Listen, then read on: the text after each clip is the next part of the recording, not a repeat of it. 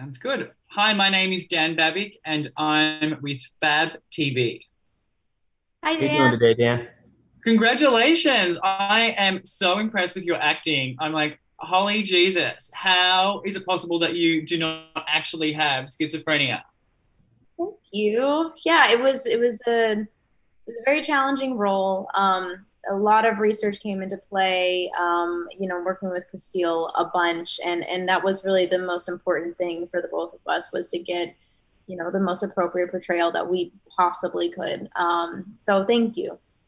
Yeah, it was really interesting because I think a lot of people, me included, didn't really know what goes on with schizophrenia and how it works. And I think one of my favorite moments in the film was actually with you, Israel, when you said um, you wouldn't apologize for having diabetes. So don't apologize for having schizophrenia. I think that was a real moment.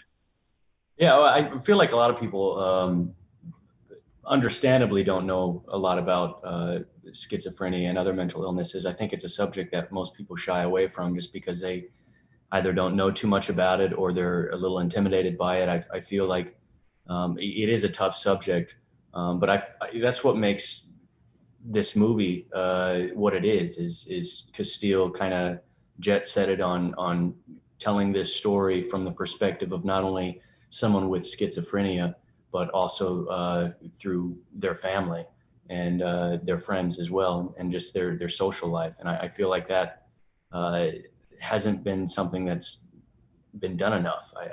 I appreciate that she kind of ripped away the stereotypes and all the cliches, and she kind of told the story of how it was, and Madison really brought it to life, and she did a great job at that. And it's very terrifying and endearing to watch her go through these motions. And it was fun playing a character that was kind of putting himself to the side and supporting Rain. So it was I nice. also, I also love to that you brought up the diabetes line because it is. I feel like rarely in films too that deal with mental illness, it's rarely ever just explained of like what it is. And I thought that was really cool that Castile was able to incorporate a whole scene where we're just talking about what schizophrenia is and what it looks like. And I feel like that's often just brushed aside in films that deal with mental illness. Yeah, that's one of my favorite scenes too. It's not in a way that's kind of shoved down your throat or educational. It's in a very relatable way of what Rain's going through. And that is one of my favorite lines. It kind of, it takes the weight off of everything.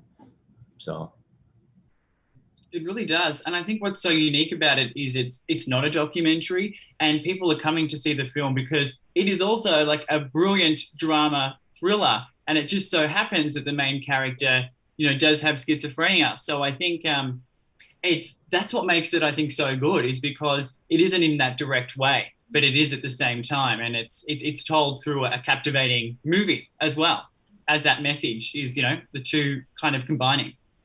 Yeah. It is. It's very genre bending between a lot of different elements. But that was one of my favorite things about it too. Yeah, you have the drama element, you have the horror element, you also have a little bit of YA, fun, quirky little love story. It kind of hits all the sweet spots. It was funny. I was Googling both your ages because you guys were such teeny boppers. I thought you guys must both be like 14 or 15. And oh, no, they're in their 20s. I thought there was no way that they have to be like 15 or 16. We wore no makeup, which was intentional. We all wanted to look as young as possible, but it was fun. So I like playing that young. it's As fun.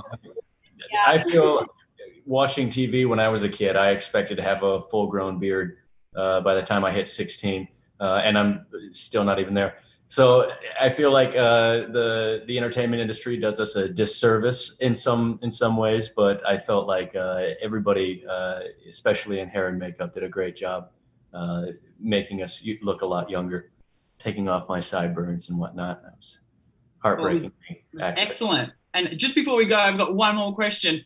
What do you hope that people get out of it? I'll start with you, Madison, and then I'll finish with you. What do you hope when people watch the movie that they come away with?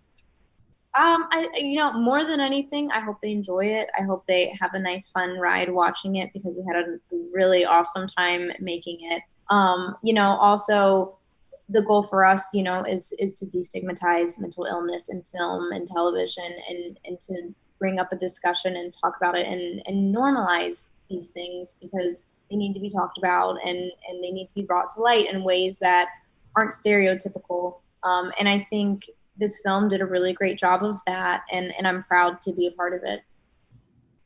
Yeah, I agree with everything Madison just said.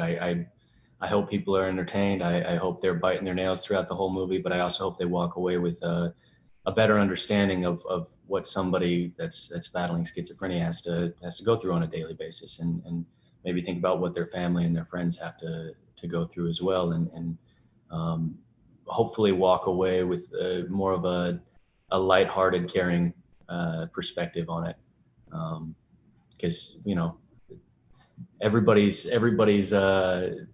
an ordinary person that has to get up and brush their teeth and eat breakfast just like everybody else. So it's nice. I hate to say normal people, but it does need to be normalized a little more.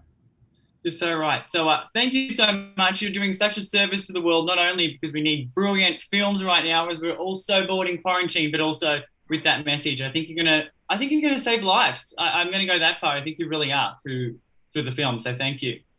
Thank you, Dan. It was so great to talk to you. You too. Good luck with the rest of your interviews. Thank you. Have a good day. I've got a friend that wants to say hello quickly. Is it a cat or a dog? It's Gizmo. Oh my goodness gracious! Hi. Isn't he adorable? Ooh. What's the name? Gizmo. Gizmo. Stop. Hi, Gizmo. I know. I thought he would be too distracting, so I thought I'll just show you at the end. Gizmo, always distracting, but never a problem. Look at that little guy. Hi. Hi. That is a cute little boob right there. But anyway, I'll let you guys get back to work. Good luck Dan. with your interviews, and thank you again for such a great film. Hey, thank you, Dan. I appreciate it.